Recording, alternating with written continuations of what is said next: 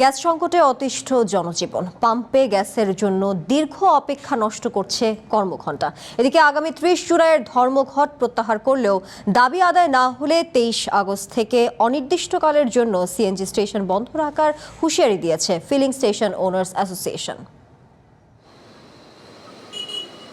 রাজধানীতে গ্যাস সংকটের ভোগান্তি যেন কমছেই না। ঘন্টার পর ঘন্টা যানবাহন চালকদের দীর্ঘ অপেক্ষা যেন ভোগান্তিকে বাড়িয়ে দিয়েছে কয়েক গুণ। গণপরিবহন থেকে শুরু করে রোগী বহনকারী অ্যাম্বুলেন্স, গ্যাসের অপেক্ষায় দীর্ঘ লাইনে দাঁড়িয়ে সবাই। রোগী ইমার্জেন্সিতে জরুরি যাওয়া দরকার, এই গ্যাসের সমস্যার জন্য সিরিয়াল দেওয়া লাগে।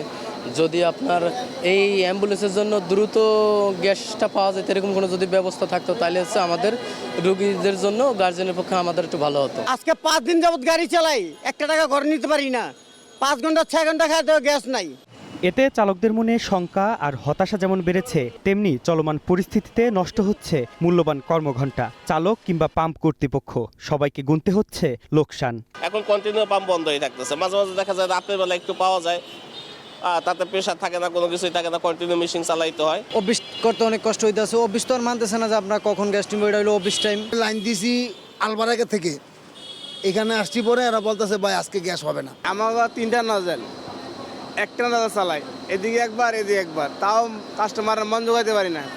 এদিকে চলমান গ্যাস সংকটের কারণে আগামী ৩০ জুলাই ডাকা ধর্মঘট প্রত্যাহার করেছে filling station owners association.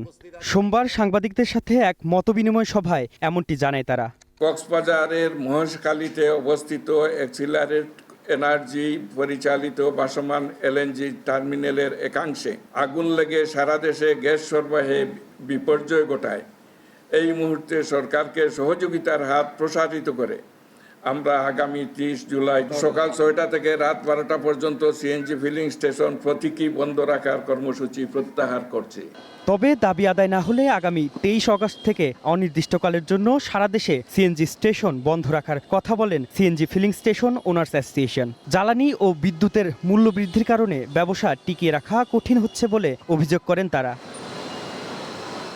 Mahmudul Hasan, one news, Dhaka.